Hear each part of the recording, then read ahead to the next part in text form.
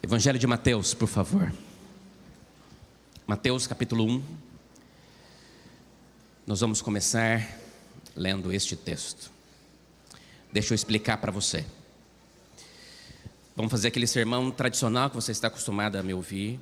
Eu vou contar uma história bíblica e vou fazer as aplicações, as 3 lições para a nossa vida. É uma mensagem muito importante. Eu orei demais por você que iria ouvir a mensagem, por mim que iria compartilhar com vocês. Que Jesus fale com você. Preparados? Sim ou não? Mateus capítulo 1, nós encontramos a genealogia de Jesus. Dá para fazer uma série só na genealogia de Jesus, de tantas mensagens importantes aqui. Mas olha um detalhe da genealogia de Jesus, que é o objetivo da minha mensagem hoje, preste bem atenção. Mateus capítulo 1 diz assim, vou ler com você, verso 1. Livro da genealogia de Jesus Cristo, filho de Davi, filho de Abraão. E aí ele começa a mostrar da onde que Jesus veio, de quais descendentes Jesus veio. Preste bem atenção. Abraão gerou quem? Isaque. Isaque gerou Jacó. Jacó gerou quem? Judá e os seus irmãos. E Judá gerou Pérez e Zera, cuja mãe foi Tamar. E aí continua a genealogia. Olha para mim.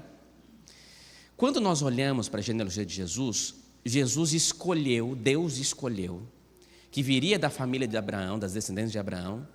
Mas Jacó, filho de Isaque, teve quantos filhos? Quantos? 13 filhos. 12 homens e uma mulher. Jacó, aliás, Judá, não era o filho mais ilustre de Jacó. Se você olhar na espiritualidade, na maneira e tal. Na verdade, se você fosse olhar e fosse escolher aos olhos humanos, estou falando de olhos humanos, tá? O filho mais ilustre de Jacó seria quem? José.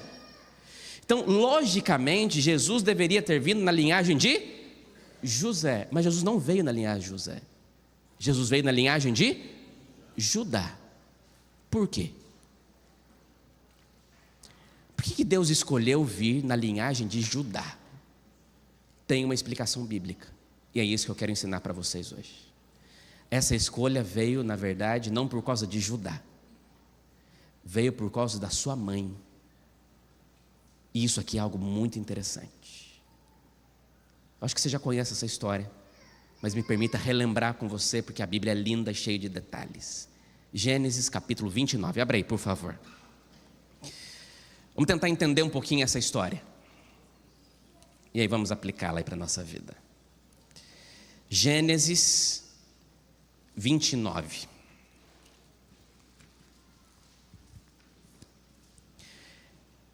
Gênesis 29, nós encontramos a história do casamento de Jacó.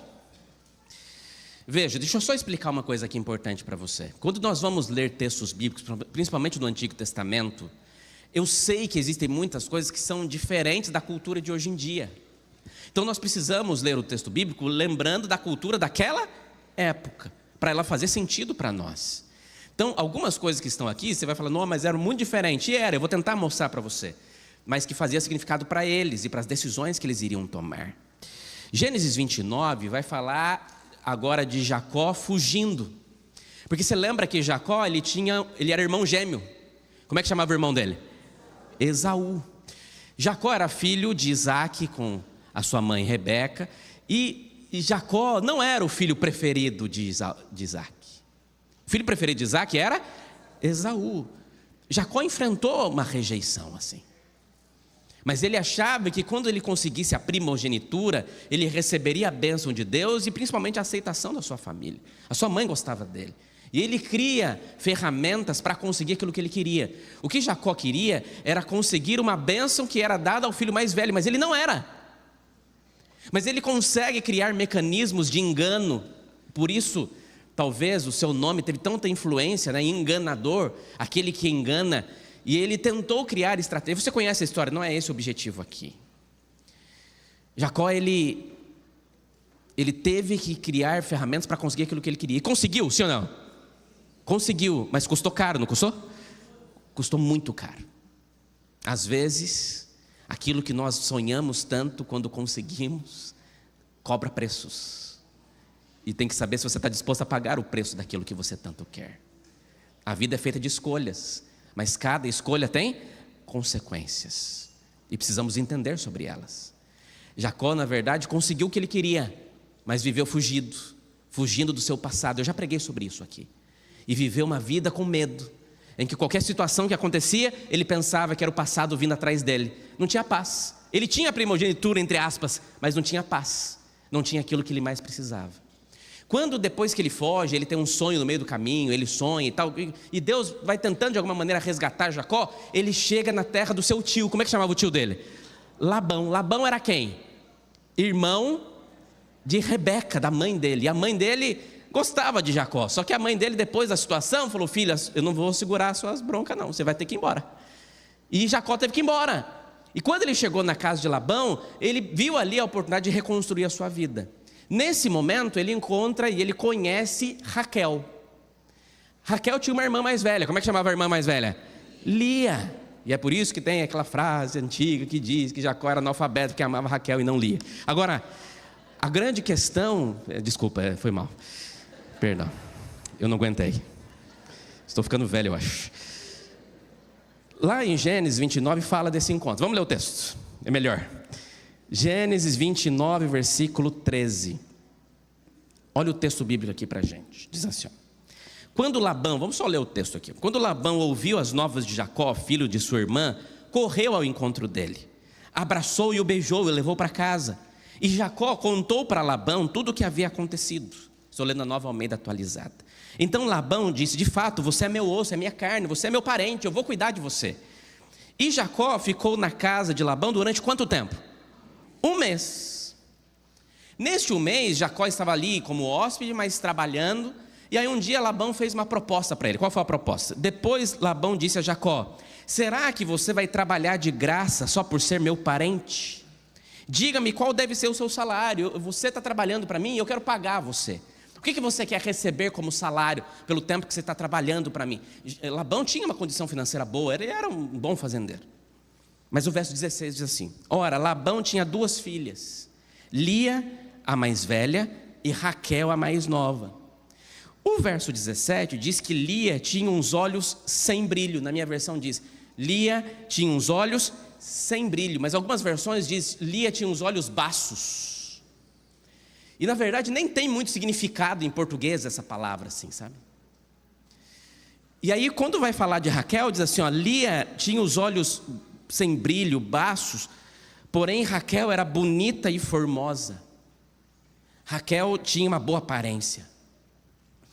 Aqui os estudiosos já têm tentado entender o que era esse significado aqui.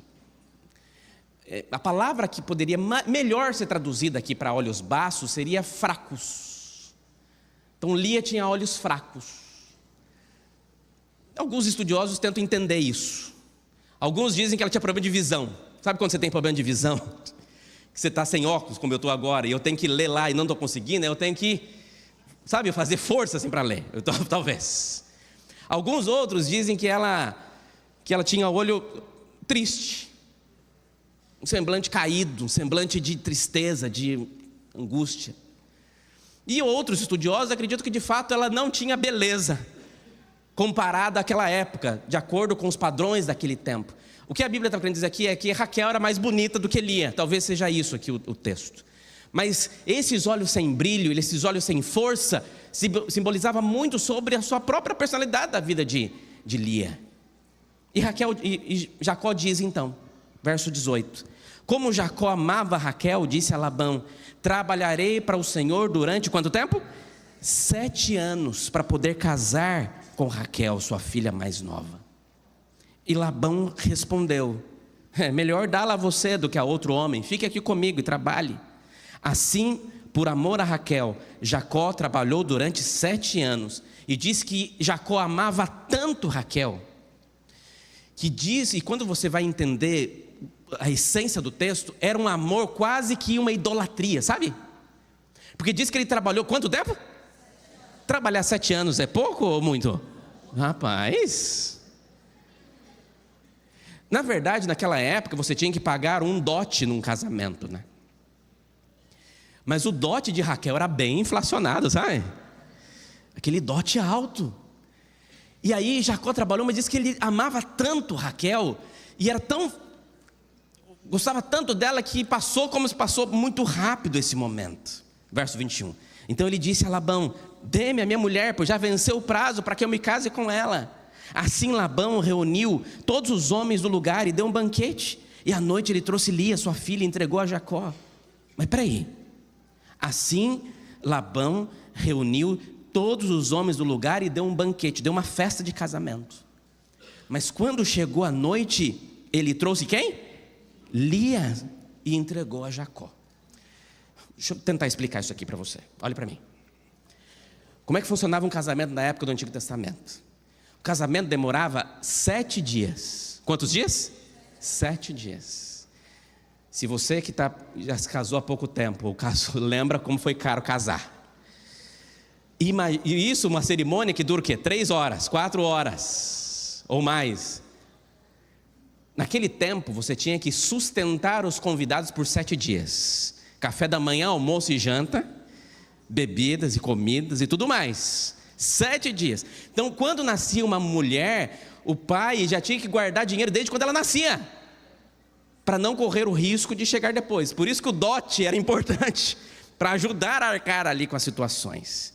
Mas como é que funcionava? No primeiro dia do casamento, olha isso aqui, é cultura da época. No primeiro dia dos 7 dias do casamento, os noivos vinham para uma tenda, chamada tenda nupcial, e durante o dia, os noivos ficavam ali recebendo os convidados. O noivo vinha em cortejo, estou falando dos casamentos do Antigo Testamento, tá?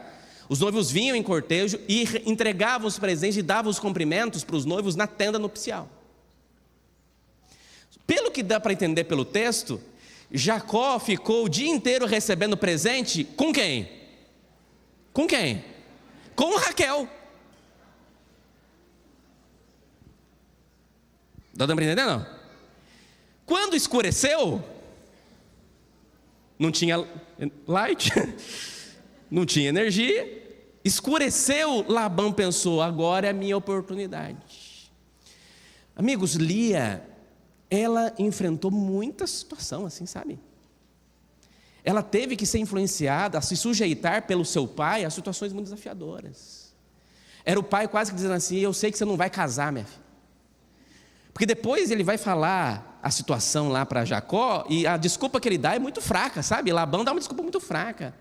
Mas é aquela situação, né? Jacó enganou tanto que agora acabou sendo enganado. Quando chegou a noite, eles deram um jeito, a Raquel falou: eu vou no banheiro. E quando voltou, não era a Raquel, era a Lia. Só que à noite ela tinha que colocar um véu, esse primeiro dia da festa.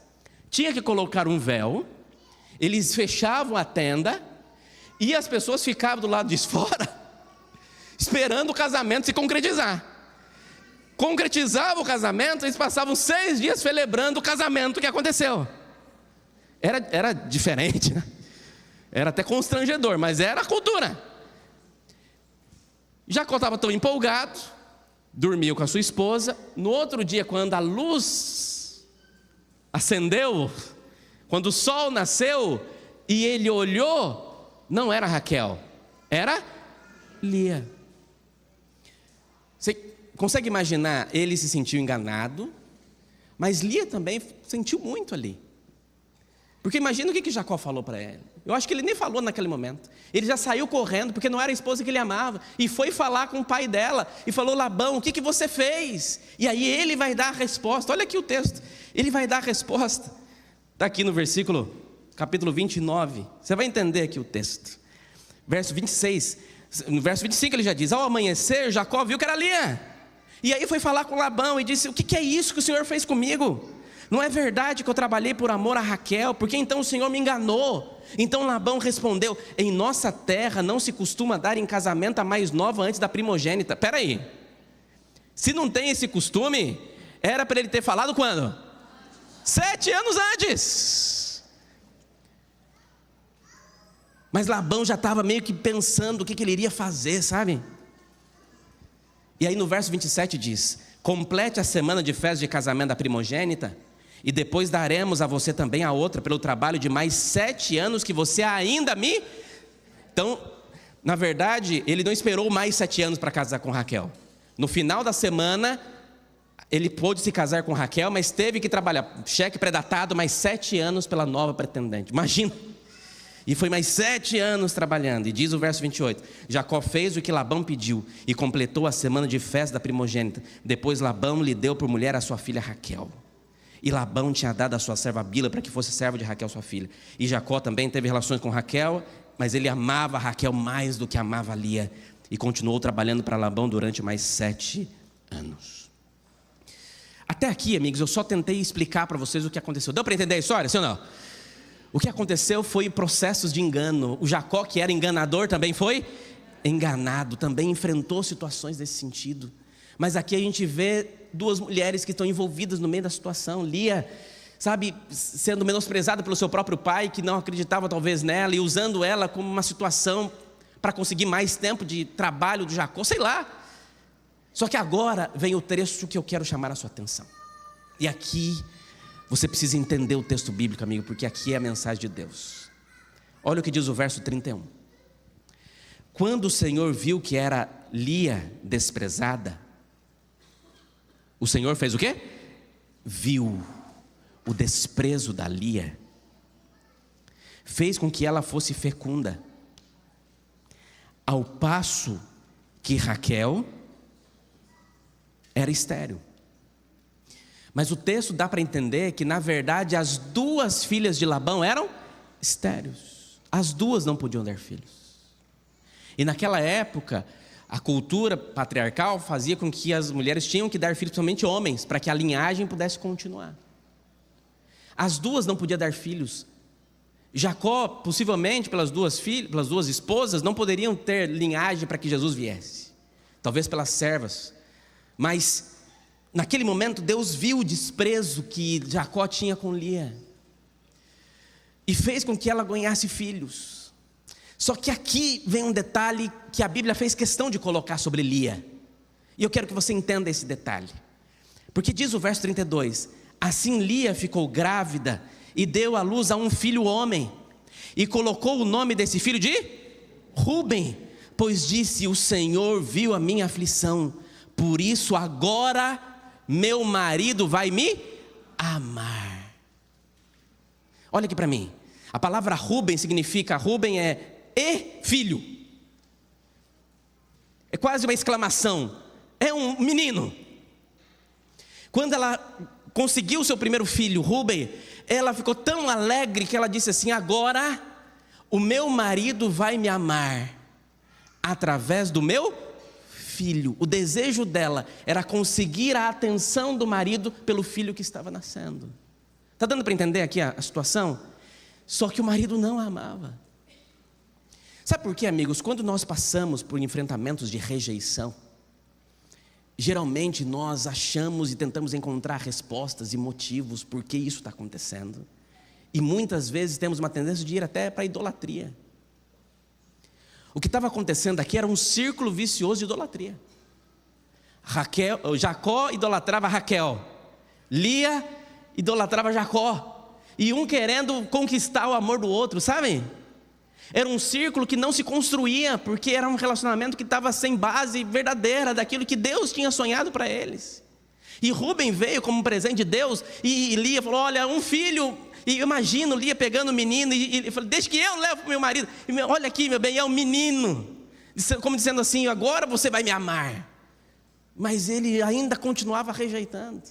E aí o verso seguinte diz, e ela ficou grávida outra vez, e deu à luz a um filho, e disse, o Senhor ouviu que eu era desprezado, e me deu mais este filho, e deu o nome dele de Simeão.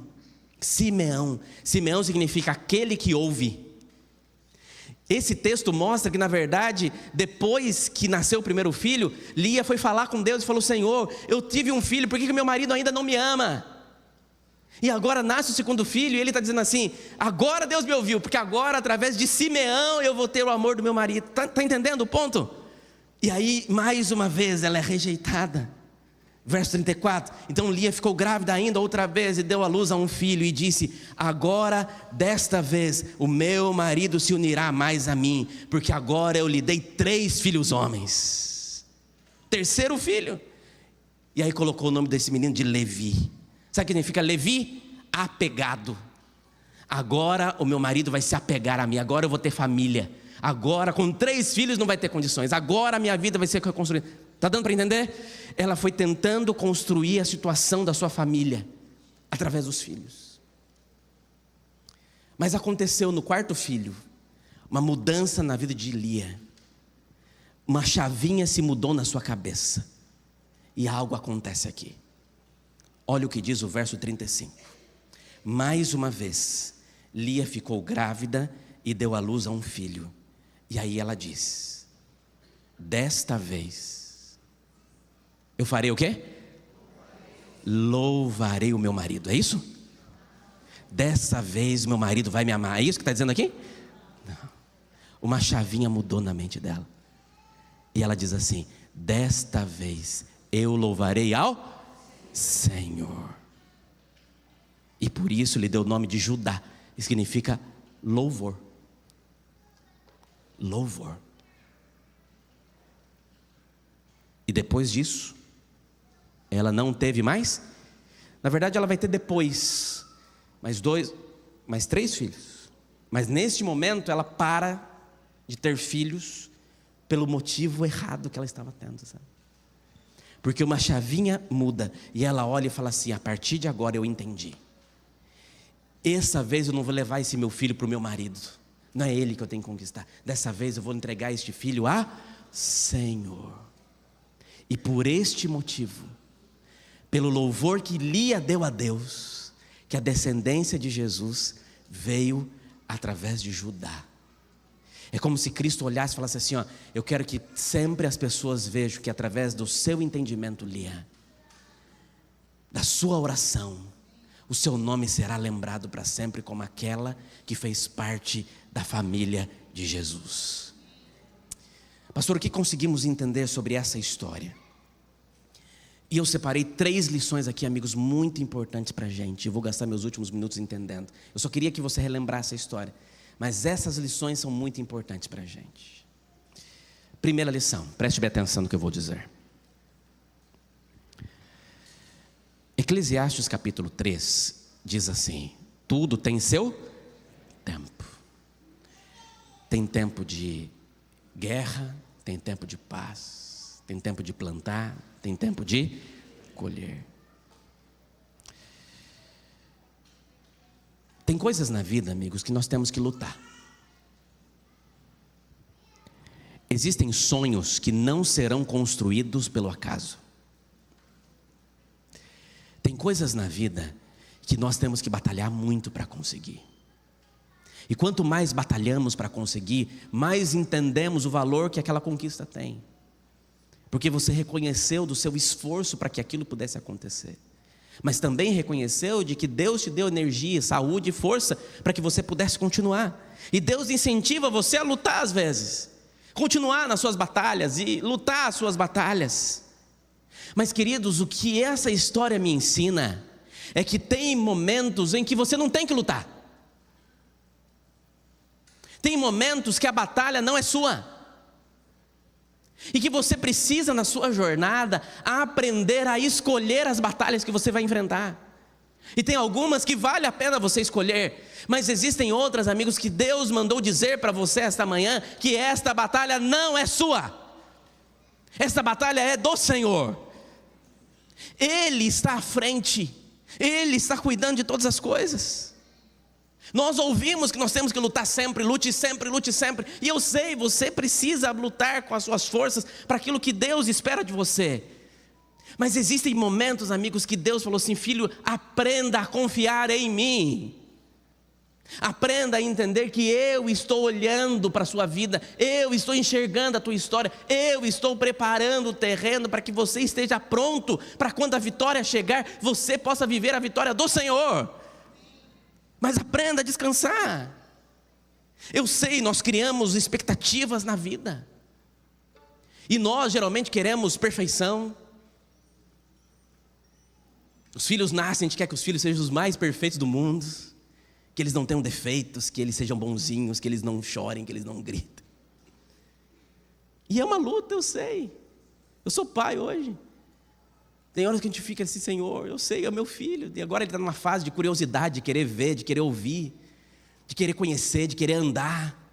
E é difícil às vezes, porque às vezes ele não vai parar quieto, às vezes ele vai falar mais alto, vai chorar, é criança. Mas na nossa cabeça não tem que ser perfeito, mas não vai ser. E assim, a jornada da vida vai ter momentos que a gente vai ter que escolher as batalhas que nós vamos enfrentar, sabe? E entender que essas batalhas fazem parte da história. Às vezes nós queremos ser aceitos e achamos que precisamos abrir mão de princípios que são valiosos para nós, que são caros para a nossa vida, para conseguir a aceitação de alguém. Mas querida igreja, acredite em nome de Jesus no que eu vou dizer para você agora. Para você que está comigo na internet também, essa mensagem é para você agora em nome de Jesus. Você não precisa mendigar amor de ninguém, porque você já é um filho amado do Senhor. Amor não se mendiga. Amor é uma via de mão dupla. E tem gente sofrendo a vida inteira, tentando encontrar respostas na aceitação do outro, na maneira como o outro vai dizer para você. Mas vai ter momentos, amigos, em que isso não vai ser possível, porque você não consegue controlar as decisões do outro, você consegue controlar as suas. Então aprenda a confiar mais no Senhor. Aprenda a entender que Ele está cuidando de você. Querida igreja de Botafogo, nesta manhã, qual luta precisa cessar na sua vida? Deus sabe que você já está exausto, que você está cansado. Mas Deus já disse para você, amigos, e Ele já falou isso outras vezes, não é a primeira vez hoje.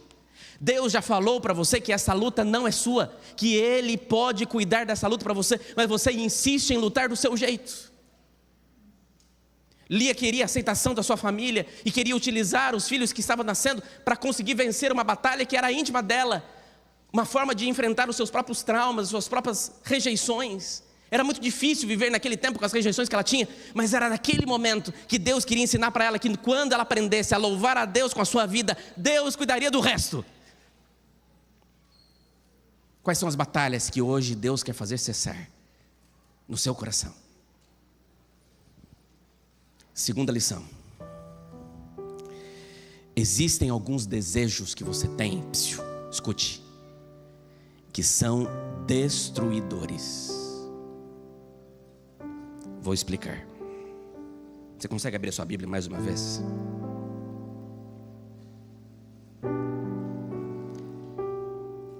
Gênesis capítulo 30. Capítulo seguinte. Verso 1. Quando Raquel, olha o texto. Gênesis 30, verso 1. Quando Raquel viu que não dava filhos a Jacó, teve ciúme de quem? Da sua irmã. E aí Raquel disse para Jacó assim: dê-me filhos, porque senão o quê? Morrerei. E aí Jacó fala: mas eu não sou Deus não, filha. É isso que ele diz aqui. Eu não tenho como fazer nada não. Só que Deus viu a aflição do coração de Raquel também, sim ou não? Viu. E olha o que diz o verso 22. Deus lembrou-se de Raquel, verso 22. Ouviu a sua voz e a fez fecunda. E ela engravidou e deu à luz a um filho.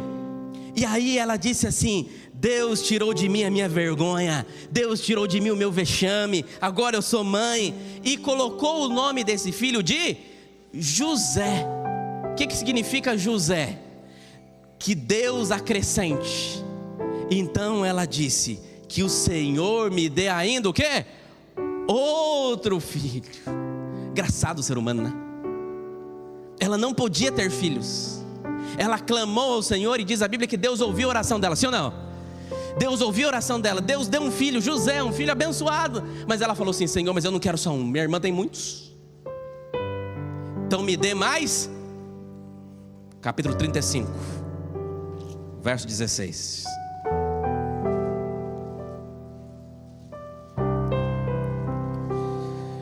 Partiram de Betel E havendo ainda pequena distância para chegar a Efrata, Raquel deu à luz ao seu segundo filho, num parto que foi muito difícil. Em meio às dores, a parteira disse a Raquel: não tenha medo, pois você ainda terá este menino. E ao estar saindo a sua alma, porque morreu, deu ao filho o nome de Benoni, mas seu pai lhe chamou Benjamim. Assim Raquel morreu e foi sepultada. Deixa eu ver se você entendeu o texto. Ela chega para o seu marido e diz assim: me dê um filho, senão eu morro. Ora a Deus, Deus escuta a sua voz e ela tem um filho, sim ou não? Mas ela ficou satisfeita? Ela falou: mas eu quero mais um. E aí no segundo filho ela morreu no parto. Talvez poderia ter criado José até a sua idade mais velha, se ela não tivesse colocado desejos fora, talvez. Pastor, mas Deus podia ter... Deus falava com eles. Mas às vezes nós clamamos por desejos que não são de Deus, são nossos. Você pode sonhar e você pode clamar, mas aceite sempre a vontade de Deus. Terceira e última lição. Querida igreja de Botafogo, nesta manhã, depender de Deus cura. É Deus que honra seus filhos. A vida de Lia só mudou quando ela decidiu louvar o Senhor. Na sua próxima batalha, diga: Judá, a partir de agora eu louvo é o nome de Deus. A batalha não é minha. Deus escolheu que viria da linhagem de Lia e não de Raquel, para mostrar que aquela que foi rejeitada pelo pai, que aquela que foi rejeitada pelo marido, não foi rejeitada pelo Senhor. As rejeições dos homens não dizem quem você será. Eu sei que é doloroso às vezes. Eu sei que na sua cabeça as coisas poderiam ser muito mais simples e fáceis. Mas eu garanto para você hoje, querida igreja, que você pode confiar em Deus, que você não vai se decepcionar. Mas aprenda a esperar nele e escolher as batalhas que você tem que lutar. Saia daqui disposto a lutar pela sua salvação, pela graça de Deus pela tua vida. Mas entenda que muitas das batalhas que hoje você coloca como principais não são suas, e Ele vai lutar por você.